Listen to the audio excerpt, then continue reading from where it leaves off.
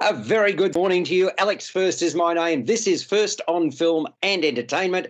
Joining me, an all-male ensemble. Unfortunately, Jackie Hamilton cannot be with us today. Gregory King, come on down. Good morning, Alex and gang. How are we all? Peter Krause, how you doing? Good morning, everyone. Good to see you all. And a very, very happy Dave Griffiths. Hello. Hey, mate. Hey, Peter. Hey, Greg. How you going? Let us talk about film, folks, to begin with. And look, I mean, this is a movie that I think will appeal to a number of people, but not necessarily everybody. And it is a situation where three people are involved in a relationship. It's called Both Sides of the Blade. It's MA rated. It runs for 116 minutes. And it's a slow-moving family drama about lost, interconnected people trying to navigate their lives. The common thread in this movie is angst. So you've got a divorcee and ex-prisoner called Gene, played by Vincent Linden. He's been with Sarah, Juliette Binoche, for 9 years. He is a former rugby player who retired as a result of injury. He's got a 15-year-old son who's being brought up by Gene's mum, and he's proving to be quite a handful. And this happened, obviously, when he went to prison. The pair lived 3 hours from Paris, where Gene used to live. So I'm talking about the grandmother and the 15-year-old. Sarah is a radio host. Gene and Sarah are married, very much in love. If somewhat insecure in that love, they're constantly asking one another for acclamation. Their relationship's about to be sorely tested when Gene goes into business with Sarah's former romantic partner, Francois, played by Gregory Collin. Now, I reckon that should have sent up red flags to begin with, but there you go. Francois has formed an agency to recruit junior football talent at Gene's say-so. Even a decade on from when Francois left her, Sarah still holds a torch for him. And when he sets eyes upon her again, it's evident that that spark is still there.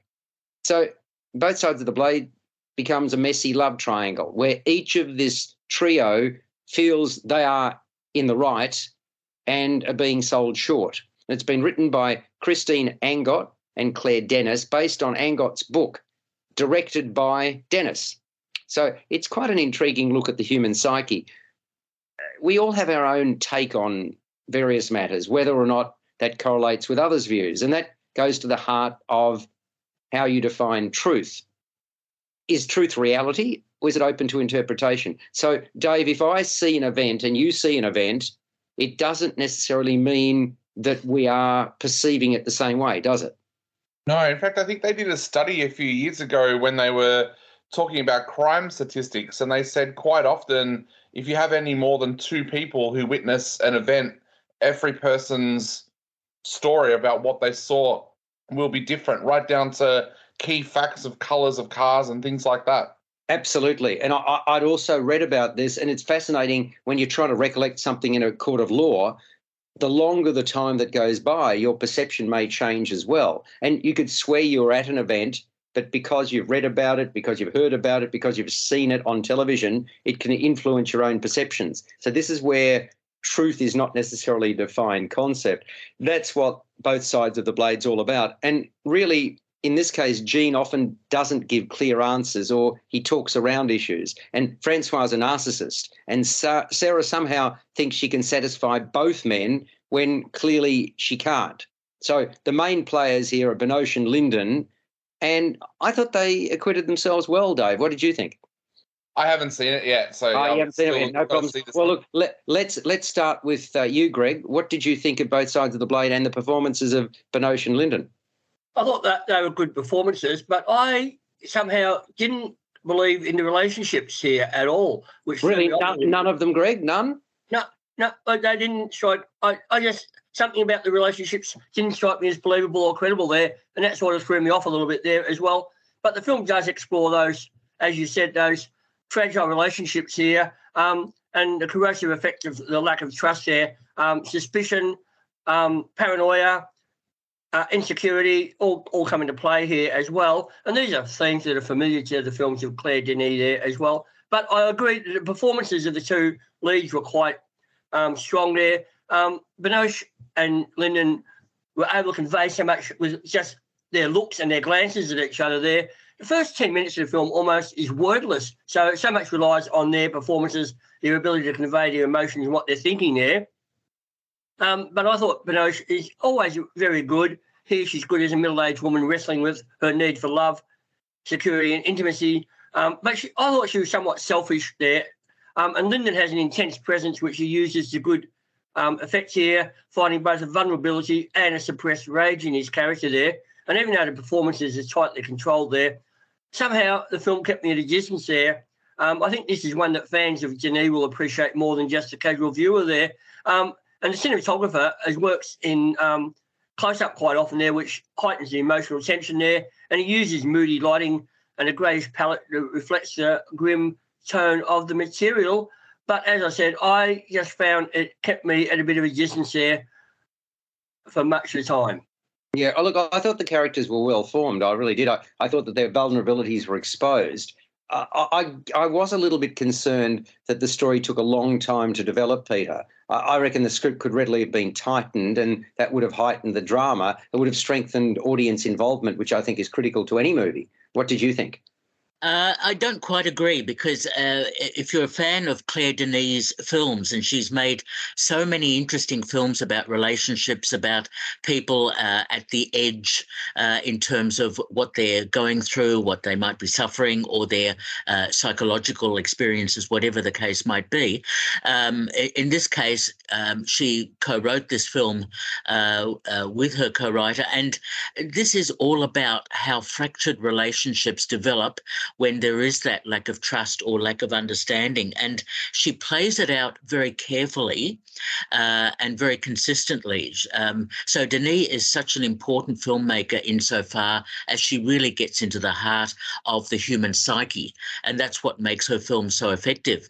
It's interesting to note that Fire was the original international title of the film, and that's how it was screened at the French Film Festival earlier this year, and now it's been given another title, as in Both Sides of the Blade. I'm not sure if either of those titles are necessarily particularly worthwhile. No, but I tend to agree with that. I came out of it and thought, oh, really? There's got to be a better title to it than this. And that title actually comes from the song that plays over the end credits. Sure, but was there? Okay, let's come up with another title now on the spot. Let's see whether we can come up with something that's more intriguing or holds our interest more. Both Sides of the Blade, I'm not sure that, again, the catchiness, the marketability, things of that nature. I mean, I'm not saying it'll put you off seeing it, but it doesn't really get to the heart of the issue to me. Is there any other title you can think of, Peter, that would be better served? Well, I was thinking of something like Human Psyche or Human Frailty, or but even Menage a Trois, which would get people. No, seriously. I mean, that would get people, because sex sells, right? And sexuality is one of the elements, and really a core element in all of this. And so to me, I mean, if you're marketing something, don't you try and sex it up, or shouldn't you? But that's not what Claire Denis is trying to do, and that's not her films. She wouldn't agree with anything like that. I agree. I agree with what you've just said there, but I suppose that, again, it depends on, okay, how much say does she have? Maybe she has all the say. It's her film. I don't know. But generally, when you're trying to market a movie, there are some people who are experts at doing that, and if a title puts you off, that in itself is a worry to me. I'm sorry. Well, yes, but you always look past the title. You look at who the actors are. But you don't. Not everybody does. I mean, that's what I'm saying to you, Peter. You may look past it because you're a film reviewer, but I reckon there's got to be something that catches the eye, and often a single word is all you need, and it's very difficult to encapsulate a movie in a single word unless you pick something from it. And I suppose Fire is a better title to me than Both Sides of the Blade, if it has to be one of them. Anyway, yeah. I've stopped you mid-sentence, so keep going, please. No, that's all right. I was just going to say, and what Denis is very good at is using melodrama, because there are some heightened scenes in the film between, especially Vincent Lindon and Juliette Binoche, which sort of portray the fraught nature of their relationship, and she does that very carefully, so that no one is necessarily to blame for the situation that each of them finds themselves in. But Juliette Binoche's character is such an important one, because she is caught between a rock and a hard place about her relationships and her love and her understanding of the two men, and how she can't decide between the two.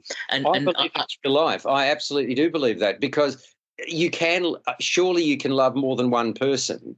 And that, having said that, all of them are wrong, right? All of them are doing some things that are not appropriate. As I mentioned at the outset, you've got a very closed shop character in the first instance, who she's now married to, who finds it difficult to express himself. Right? Pardon me. And you've also then got another character who's clearly into himself, a narcissist, right? So, there's a lot going on here, and it shows them as being human beings with frailties. And I mean, if we dig down into each of us, all of us have got foibles. All of us don't always conduct ourselves in a way that we potentially would even like to. And that's what I liked about the human elements of both sides of the blade. Anyway, give us a score, Peter. What would you give it out of 10? Both Sides of the Blade is rated MA and runs for 116 minutes. Another very strong film from Claire Denis, and I give it 8 out of 10. Wow. Okay. Greg, you'll be a lot lower. Go for it. Yeah, I'm going to give it 5. As I said, I had trouble. I didn't believe the relationships, which was a problem from the word go for me. Look, I thought it was a good film. I wouldn't have called it a great film. I'd say 7 out of 10. So, yeah, okay, we're a little bit all over the place with this one, but I'd still say it's most worthwhile going along and seeing it, in spite of what you've said, Greg. I think there's enough intrigue there to get people interested. Let's move on to 3,000 Years of Longing, which is a fantasy, and it runs for 108 minutes, rates M at the cinemas. Look, I think it was the highest grossing movie of 1992. That was Aladdin, was it not? And that gave us the story of the genie in a lamp. And now we fast forward 30 years and you've got this tale of a gin in a bottle. You've got a character called Dr. Alethea Binney, played by Tilda Swinton. She's a fated scholarly storyteller. There's a name that they give the storyteller here, but I've simplified it and just said storyteller. She's a creature of reason, and she's having vivid and alarming visions. On a conference in Istanbul, she purchases an old, misshapen bottle. But when she tries to clean it, something quite extraordinary happens. Her rubbing triggers the appearance of a jinn, which is a genie, who's been trapped inside for a great many years. He proceeds to relay to her how, on 3 separate occasions, after he was freed, forces conspired to see him trapped again. These fantastic tales involve love, war, and betrayal. To remain free, the jinn implores Alethea to make 3 wishes. Mind you, in so doing, there are rules. So, one example, she can't wish for eternal life. She, Alethea, is suspicious that she may be being taken on a ride. But the more she hears, the stronger her connection to the jinn. So, still, there are sounds in this modern world that don't sit comfortably with the jinn either. Because bear in mind, he's been around for literally thousands of years. So 3,000 Years of Longing is, well, I thought it was quite engaging, decidedly far-fetched. I mean, it is a fantasy. It's a fantasy about connection. And one thing, it's proof positive that Tilda Swinton has credibility even when she plays a creative, if lonely soul in a story of make-believe. And she's got this sort of intelligent visage that is her hallmark, even in a movie which is as out there as 3,000 Years of Longing. Don't you think, Dave? Oh, definitely. I thought this was a stunning film.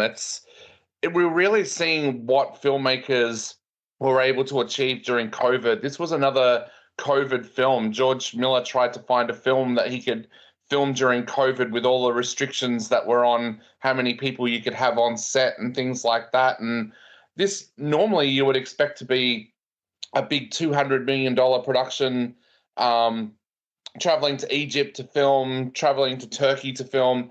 Instead, George Miller found a way to make a sci-fi fantasy like this with normally just 2 or 3 people on set at a time for filming, like apart from the crew. And it turns out to be absolutely amazing. It does at times feel like you're watching a theatrical production, but it works so well, and it makes the mystical element of it seem even more magical to watch with the way that he's been able to bring it to screen, knowing that for a majority of this time it was a crew and 2 and 3 people in front of the camera. Yeah, remarkable. Absolutely, quite so, because it looks really lavish, doesn't it? It does. That's like I said. It looks like a big $180-190 million film like we see get made these days, but you know that it was made in a very tight way, very restrictive way. But I think that actually adds to the film. The only thing I find interesting about this film is I'm not sure what market it's going to go for, because I can't see a lot of younger people wanting to see this film. It has that weird kind of feel where it's part popcorn and part artistic film. So yeah, it's very interesting. I saw this in an open session the other night, and the amount of people that were in the cinema surprised me, because there was more in there than what I thought would be there, but the audience was very much an older audience. Ah, yeah, and it's not a kids' film. Let's be honest, in terms of its content, not a young kids' film. Having said that, this is the man George Miller who is responsible for Babe and Happy Feet, not to overlook Mad Max. So he's got pedigree in the genre, doesn't he, Greg? I haven't seen this one yet, Alex. That's all right. Well, Peter, I mean, this is a guy who sometimes breaks expectation in terms of the films that he makes, George Miller. He certainly does, and George Miller has directed, I think, something that is quite special in many respects. Not perfect, but a fantasy that harks back, for me, to the Hollywood films of the 50s that went into Egypt and Arabia and Arabian culture and so on. And so there is that sort of strong fantasy element to it. But also it's about a relationship, and Idris Elba and Tilda Swinton do such a good job of developing their relationship, their understanding of each other's different backgrounds, perspectives, and histories. And what I really liked about this film is the clever use of special effects in this film, not to overwhelm the audience, but to assist with the understanding of these characters and the difference between the two of them, and how they attempt to find some sort of middle ground that they can work together on. Really interesting film. I enjoyed it. Very clever. I perhaps would have liked a bit more of the backstories, especially of Tilda Swinton's character, but nevertheless, I thought it was a pretty good film. Well, I mean, the picture's really colourful throughout, and the production designed by Roger Ford, that was a feature to me. Visual effects, they are allowed to flourish, and there's plenty to admire. It's been co-written with Augusta Gore, and if you think about it, both Miller and Gore have let their imaginations wander. Their imaginations have gone wild. And it is based on a short story called The Djinn in the Nightingale's Eye by A.S. Byatt. I can't say that I had seen or read that short story before I saw the film. I thought that Idris Elba, he sort of really added this sort of big ticket gravitas as the Djinn. And the way that the Djinn first appears is quite memorable, isn't it? You think about it, Peter. Yes. First visage, I mean, this sort of bronze, massive structure of I think it was only initially a hand, isn't it, that we see from the collection. And that was a wonderful introduction to this movie. And this Djinn weaves many a colourful story. And the way I look at it, and this is where you talked about the audience, Dave, it's painted as an adult fairy tale, isn't it? It's not a film that's going to attract a 7-year-old.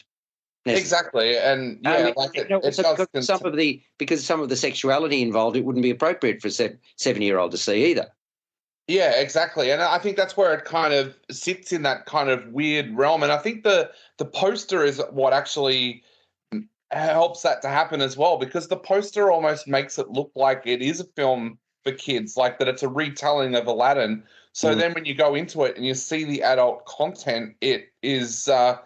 It sits the film in a really weird spot. I think we also have to pay tribute to John Seale here, the cinematographer as well. He does a magnificent job with this film, and he's been brought out of retirement to do this film. George Miller's been able to bring him out of retirement twice now to get him to work on films. But just a marvelous cinematographer who, again, does an amazing job with this film.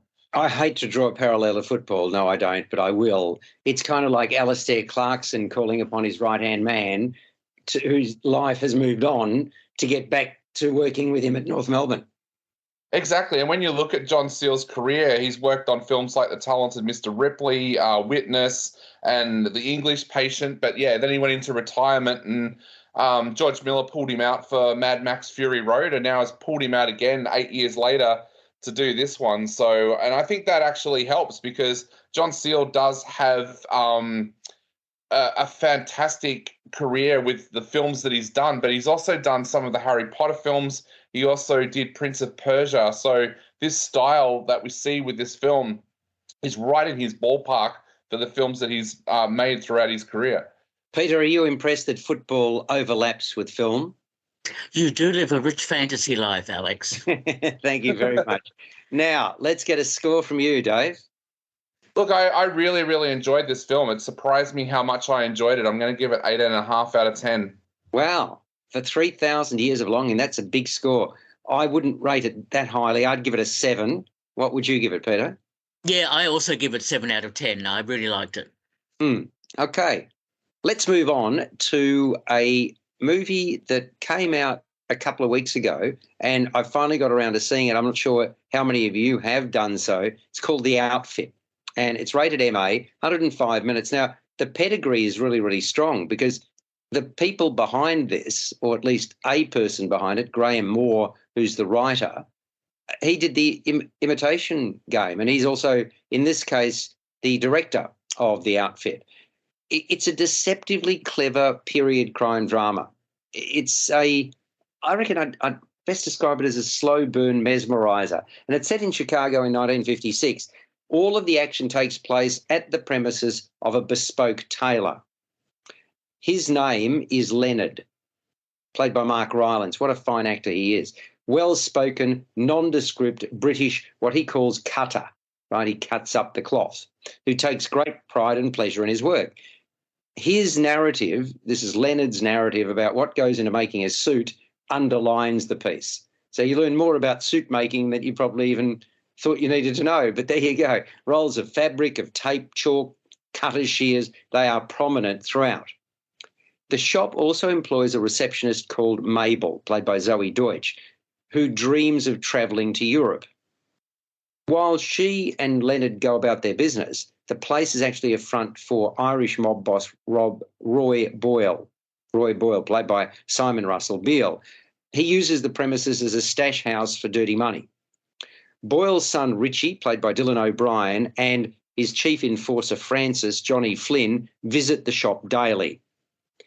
Richard makes it clear he's nonplussed that he has to play second fiddle to Francis, who once put his life on the line for Richie's father, the mob boss, the Irish mob boss, Roy Boyle. One day, you've got Richie and Francis making their way into the place in desperation, because Richie's just been shot in the abdomen.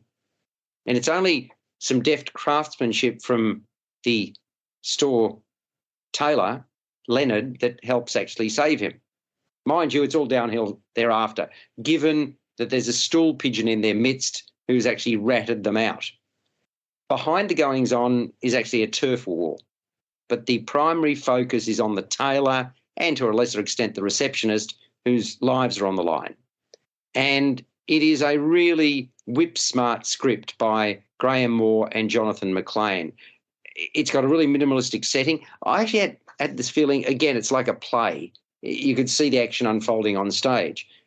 Much of the credit, though, in terms of the movie's success lies in this measured performance by Mark Rylance as the unflappable cutter.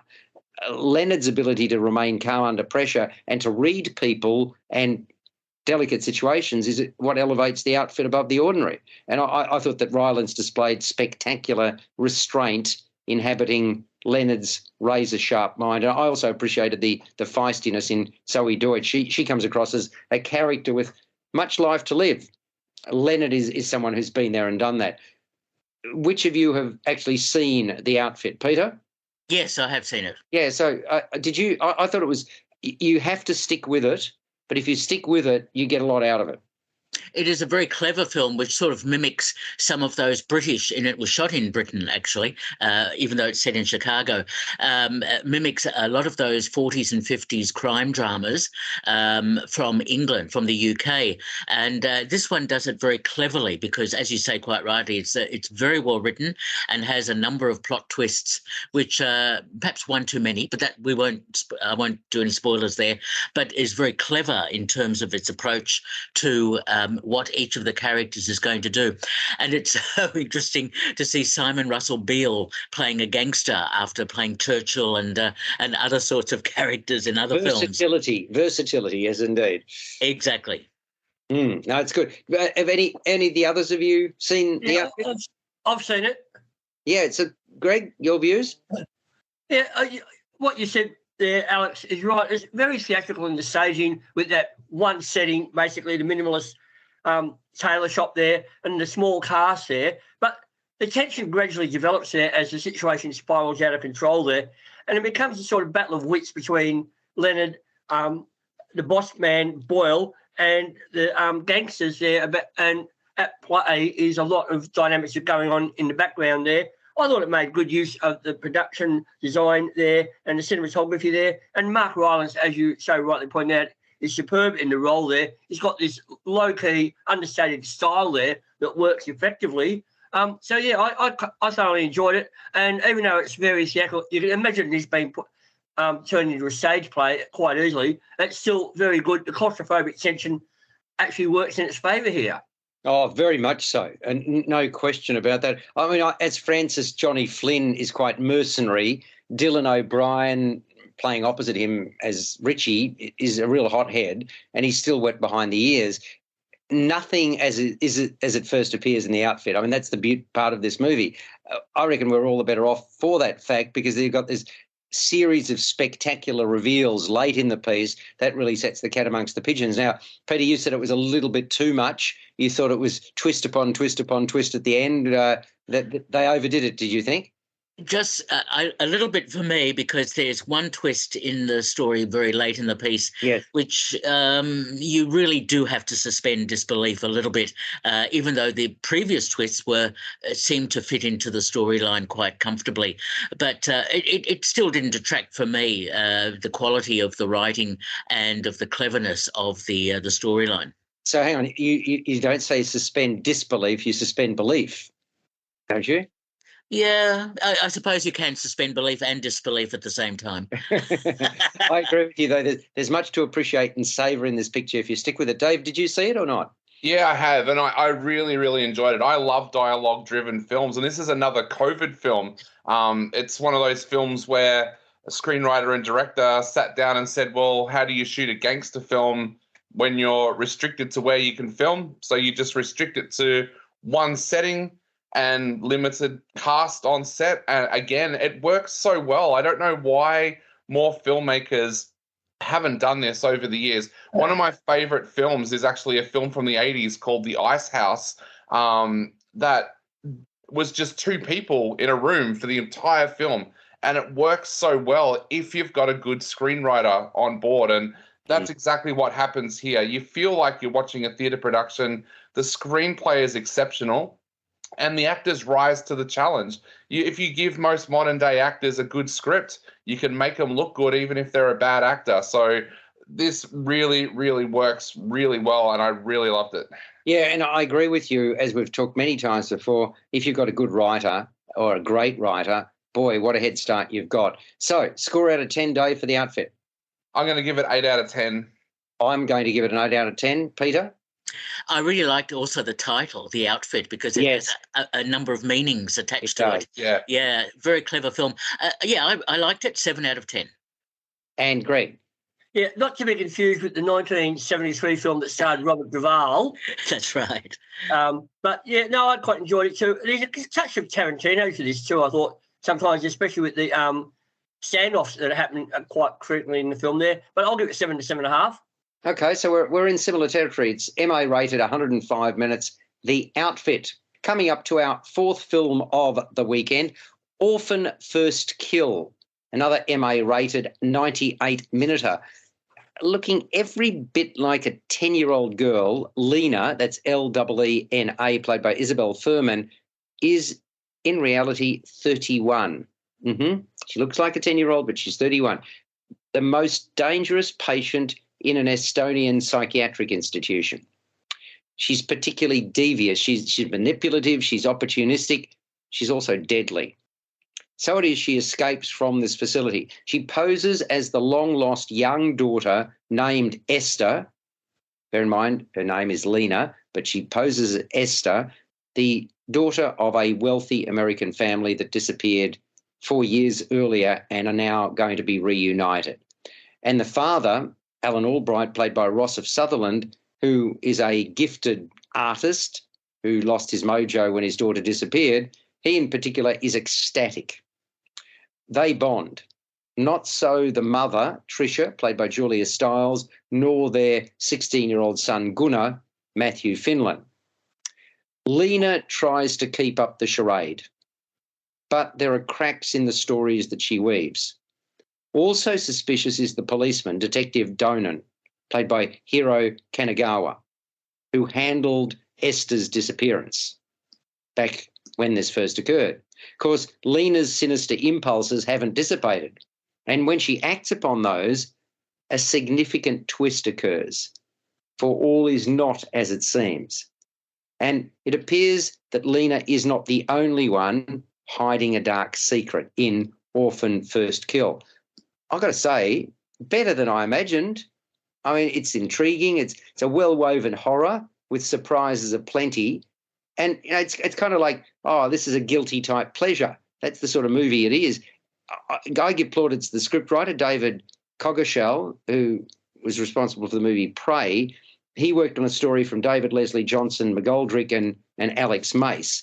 And we have to go back to the fact that there was an original called Orphan. This is a prequel. The original Orphan came out 13 years ago, and you've still got the same actor who played the same character 13 years ago in this one. And she was really good in the original, and she's very, very strong again here. So the director, by the way, is William Brent Bell, who ensures there's never a dull moment. Action unfolds at quite a decent clip. And as I say, I appreciated Isabel Fuhrman's performance as evil incarnate. She certainly acts the part, the demonic tag seemingly sitting rather comfortably on her shoulders. And I also thought the other standout was Julia Stiles as the society wife with decided smarts of her own, and the game that she and Lena play, mighty dangerous. It's fun to watch play out, though, and I thought that they were the two standouts. What did you think, Greg? Have you seen Orphan-First-Kill?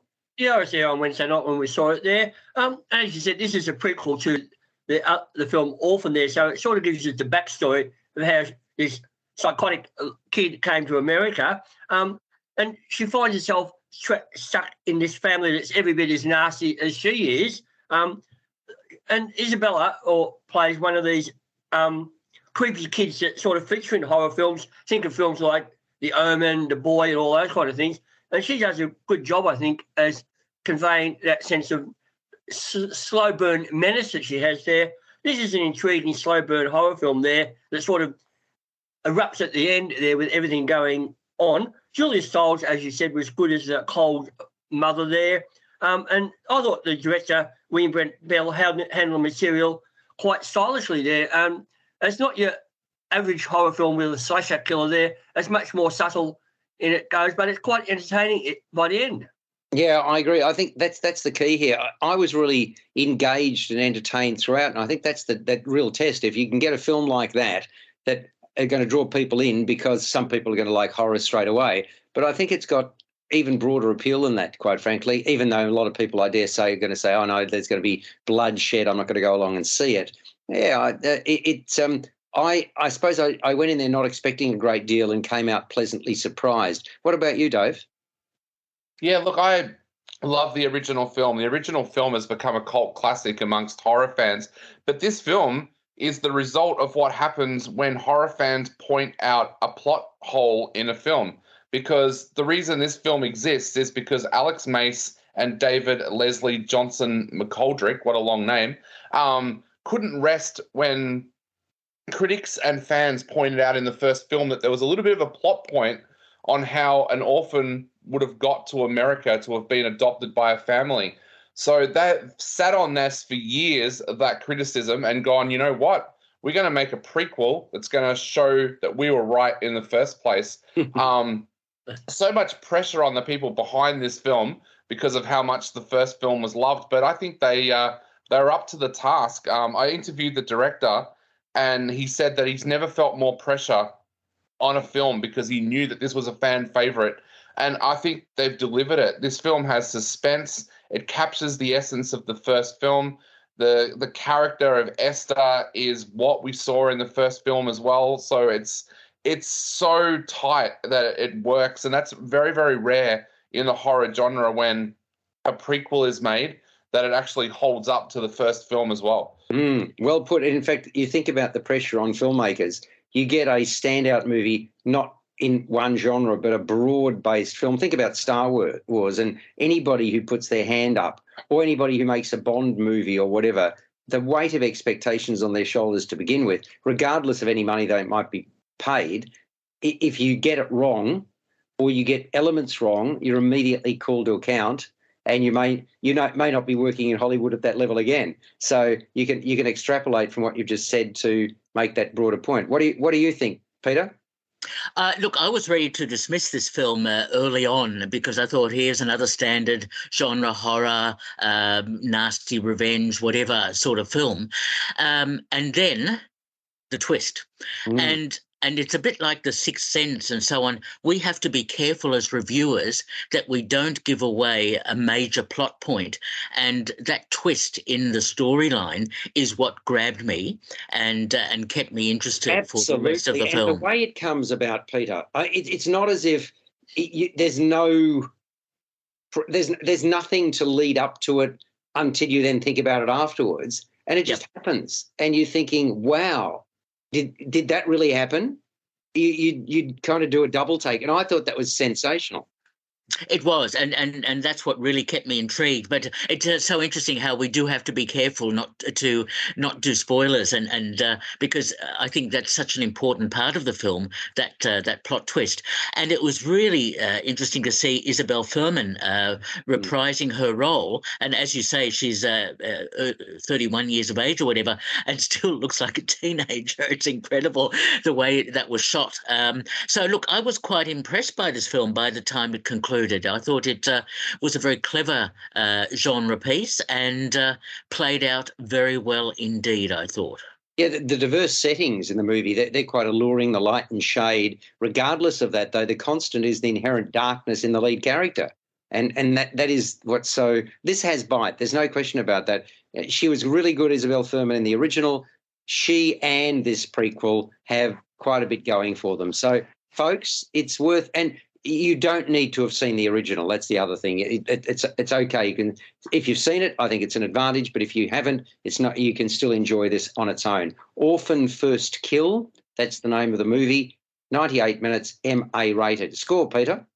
I really liked it. 7 out of 10. Greg? 6.5 to 7. And Dave? I'm giving it 7.5. And an interesting little fact that the director told me as well. The COVID restrictions were so tight when they filmed this film that none of the cast ever saw his face until the film's premiere. Wow. Gee, That is, yeah, and I think there'd be lots of situations like that, no question. I'm also giving it a 7.5 out of 10. So that's great. I mean, it's one to watch out for. We are into theatre mode now, which is really good because we can talk about something that I've had the good fortune to see for the third time. And we're talking about Come From Away at the Comedy Theatre. Each occasion I exit the theatre in awe of what I've just witnessed, and each of them have been different productions in as much as some of the actors have changed. But it's a show I cannot get enough of, and with really good reason, because so brilliantly told, magnificently performed, a most remarkable story. And behind it is the most heinous of tragedies.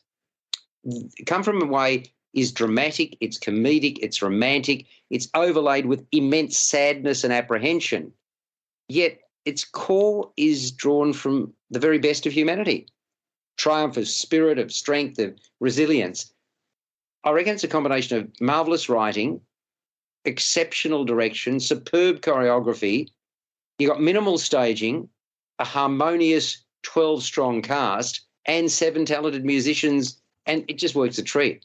And even the musos, I mean, the kind of music, combination, Dave, of Celtic and more familiar instruments to produce this distinctive sound. Do you remember how it started? Throbbing pulse of what's called the bodhran, reminiscent of somebody dancing on a wooden floor. It just works, doesn't it? Really? It does. It's absolutely amazing. My 2 favourite musicals of all time have always been Once and Oliver, and I put this up with that. I just found this absolutely remarkable. The universe had transpired against me the other times to see this. So this is your first. You're a virgin Come From Away person. Definitely, and this absolutely blew me away. I remember when I first. Yeah, thank you. They're the words. Blew me away. When you first see this, you think, how could anybody be this brilliant to come up with a script from one of the most tragic events in history? And they have. They have. It's amazing. Yeah. Look, it's feel good, isn't it, as well? When, given it's, by the way, it's 100 minutes without interval, and it does not let up, does it, Dave? No, and you find yourself going on a real emotional journey as well. There are times when you are laughing with what's happening with the characters. There are other times when you're deep in thought about what would I have done if I was in that situation. And then there's times when you want to cry. It really does take you on that emotional journey with all of the characters. And I have to say, Zoe Gertz, yes, what an amazing performance playing Beverly the pilot. She is amazing. And I was sitting only a couple of rows back from the stage, so I could see up close how much power she was putting into her songs, into her performance, and it was amazing. I haven't seen a performance like that for a long time. She's one of the Dave, there's only 3 or 4 of the originals in this. Bear in mind that, just to give you a bit of a time frame here, it started it was debuted in Broadway or on Broadway February 2017. And it claimed the Tony Award for Best Direction, not surprisingly. Now, in Melbourne, it came here in the middle of 2019. Then it came back at the start of last year, and now it's here again. And Zoe Gertz played the first female captain of an American Airlines aircraft from that very first show. She was a member of the original Australian company. As I mentioned, only 3 or 4 of the 12 now are from that original production. And I don't know one person who's seen this who hasn't raved about it. I actually don't know. I don't think you could get a bad review for Come From Away, could you? No, look, it was one of those performances where I wanted to walk out and buy tickets for the next night at the box office. Yep. I could go and see this 8, 9 times and still see something different every time. 100%. Now, for those people who haven't seen it or don't know what it's about, it's inspired by fact, and it restores your faith in the world. As you say, it's moving, it's uplifting, it's funny, it's energetic, it's melodic. And who would have thought anyone could turn such a dastardly deed on its head and create something so powerful and so positive and so theatrical? And the story is set in Newfoundland. And for those people who don't know where that is, it's an island off the far northeast coast of Canada. And it's set after the September 11 terrorist attacks of 2001, 9/11. As a result, for the first time, American airspace was shut down. 38 commercial aircraft carrying 6,579 passengers from 92 countries were diverted to this Sleepy Hollow, Newfoundland. Population 9,651 and 4 traffic lights. They were ill-equipped to handle a deluge of people. But led by the mayor of Gander, the citizens of Newfoundland rallied and they found a way through. And when the folk landed, those on board the planes, they had no idea what had just happened. When they found out, like the rest of the world, they were deeply shocked. They just wanted to get home, but they couldn't for 5 long days. And in the meantime, the townsfolk went way beyond the call of duty to lend a helping hand. By so doing, they entrenched Newfoundland into the psyche of all who inadvertently found their way there. And amongst the chaos, that place, Newfoundland, became an unexpected haven, which the weary travellers took to heart. And of course, there was tension, there was distrust, there was fear, there was heartbreak, also overwhelming goodwill from the locals, and that's what won out. So in this story, Come From Away, love is lost and found, and new lifelong friendships are forged, all in the space of just a few days that changed those involved. By the way, do you know where the title Come From Away comes from, Dave? No, I don't actually. Because when you hear it, you're thinking, we talked about titles earlier in this segment, the titles are really important, and you sort of, to remember it is difficult enough when you first hear it. So this is its origin. The Newfoundlanders refer to those not born on the island as come from aways. That's where the title was born. And because it's had such success, people now understand, because it doesn't make English sense when you first hear come from away. It's an odd collection of words put together. So to create the show, the Canadian writers Irene Sankoff and David Hine, they're responsible for the music, the lyrics, and the books. They went straight to the source. They travelled to Newfoundland for the 10th anniversary of that fateful week, and they collected hundreds of hours of interviews that they distilled into this completed work that we see Come From Away. So, I mean, it's the pedigree of it. And, yeah, I thought Zoe Gertz was amazing. And the other standouts, David Silvestri was great as the larger-than-life mayor of Gander, wasn't he? He was, and the other person that I really, really thought did an amazing job too was Joe Koski, of course, who plays the police officer. I noted him as well. I agree with you, David. But the two of them, they're just, I mean, you just believe them. It's just, by the way, what about the portrayal of the comic showing or comedic showing of Kyle Brown, who's worried that they're going to steal his wallet? Yes. Yeah, absolutely brilliant. And that's what I mean. It's really hard to pinpoint people from this production because you've got Kat Harrison as well, who does an amazing job as the animal rescuer, who doesn't care what the security says. She's going to get on those planes to rescue the animals. There's so much amazing performances. And like you said, there's a mixture as well. There's comedic performances, there's dramatic performances, and it just all flows and works so well. The other thing we should say is that all of them play multiple characters. That's the other. So we've talked about one of their characters, but one that immediately comes to mind, Emma Powell. She plays this sort of empathetic local, and then they get on with it. You know, the person who just gets on with the business. She's the one. Remember, there was somebody who came from one of the Arab nations who wanted to help. He was an Egyptian actually, and he wanted to help make the food, and she was the one dismissive of him initially. And then you've got the empathy she shows to another woman who has come, whose son is a firefighter, and the son's gone missing. So this is the role of Emma Powell. What about the set, Dave? Really, really minimalist, wasn't it? It is, but it works. Like the chairs play a very important part. The chairs are used in every scene, and they become plain chairs, they become bar chairs, and it's minimalistic, but it works. Really well. Beowulf Borrett is responsible for the scenic design. You've also got that revolving central stage, which is quite common these days. You just got a few trees on either side, and then suddenly some signs light up because it becomes a bar. So, and there's 15 songs. They're rousing, they're poignant. So much happens, and the words and the lyrics both tell a tale of anguish and inspiration. Directed by Christopher Ashley, musical supervision Ian Eisendrath, musical staging by Kelly Devine, and the narrative, doesn't it move along at pace, Dave? It does. And one of the things that I really thought I might have had an issue with was knowing that everybody plays so many characters.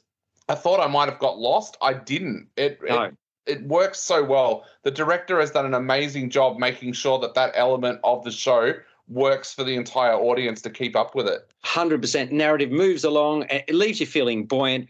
I cannot recommend Come From Away more highly. It is an astounding piece of work. It's brilliantly conceived and executed. So what do you reckon, Dave? See it for the first time, second, third, regardless, just go and see it, yeah? Definitely. In my top 3 musicals of all time now. Yeah, Dave, Greg, you always ask me about scores. I'd give this a 10 out of 10. Have you seen it or not? I saw it when it was here the first time around, Alex. I loved it too. I agree with what you and Dave have been saying about it, especially the staging, using the chairs as different props throughout the thing. The fact that the actors play multiple characters here and they do the switches on stage. And the songs are just so infectious and enjoyable. And I learned so much about this, about what happened at that. That's a brilliant point, Greg. Really brilliantly said. I agree. And listen, I'm going to have to quickly move on because we're almost out of time. Peter, please go and see this. I know you don't see theatre usually. Please, please, please go and see it. I want to talk about the dark web at Chapel Off Chapel by a production organisation or collection called Bottled Snail. And it's put together by people in the legal fraternity. It is really clever. It's melodic. It only today you got to see it. It's a delightful, rib-tickling original musical from the vivid imagination of its writer, composer and star. Ariella Gordon is her name. 90 minutes without interval, 4 principal performers, another 4 in the ensemble, concerning a dysfunctional family. You've got June, played by Ariella Gordon, who has got this 15-year-old niece called Andy, played by Eleanor Davey. And it's one of these situations where Andy is embarrassed to have June as an aunt. And their interaction starts when June buys a couple of cringe-inducing T-shirts with words on it. That's as much as I want to say. June's really good-natured. She's kind-hearted. She's enthusiastic, but she's incredibly naive, and she can't manage to land a job. Try as she does to find one. She just wants any job. Arrogance and entitlement are the chief traits of a successful businessman called Devon, played by Rory Preece, who's got no idea of his daughter Andy's capabilities. So this is why I'm saying it's a family-type story. And things go... Oh, there's one other character. Andy's out there grandma, played by Robin Parker. She delights in upending convention when it comes to a senior citizen. She's out to shock, and she certainly does that. And things really go off the rails when Andy, the 15-year-old, encourages technologically dyslexic June, the aunt, to forge new friendships in an online chat room. So Andy teaches her the most basic of skills, then she leaves June to her own devices. And that's a problem because guess what? She quickly finds her way onto the dark web and chaos ensures. So that's the plot point in this incredible musical called The Dark Web. Tell you what, laugh aloud funny, speaks to the pervasive nature of the internet and the divide between those in the know and others without a clue. And the performances, wow. Theatrically, Gordon and Davey, they really stand out. Excellent performers. They can sing wonderfully, bounce off each other magnificently. The timbre in Preece's vocals as well, superb. All of them can really hold a tune. And what pointedly comic tunes they are too. And hats off again to Gordon for the idea and the execution. And as far as the granny is concerned, Parker clearly loves her show pony status in this show. She struts about with a fake toothy grin. She deliberately stirs the pot as grandma as the action keeps unfolding. And there's even a rap number from her to add to her repertoire. So not just the script, but the choreographed dance numbers. That's the work of Louise Reeder. That stands out. Backed by a really talented band under the musical supervision of Jude Angove, and there are a few memorable saxophone stings. Watch out for that. Deftly directed by Madeline Hale. It is called The Dark Web, triumphant, tantalising piece of musical theatre from the fraternity involved. They've put on lots of shows, Bottled Snail, since 2013, and they've been involved in all sorts of projects, creative projects, full-scale theatre productions to concerts, and they've raised tens of thousands of dollars for charity by doing it. Please go to Chapel of Chapel and see The Dark Web. It finishes today. You've got one last chance to see it. That is all, folks. We will catch you next week on First on Film and Entertainment.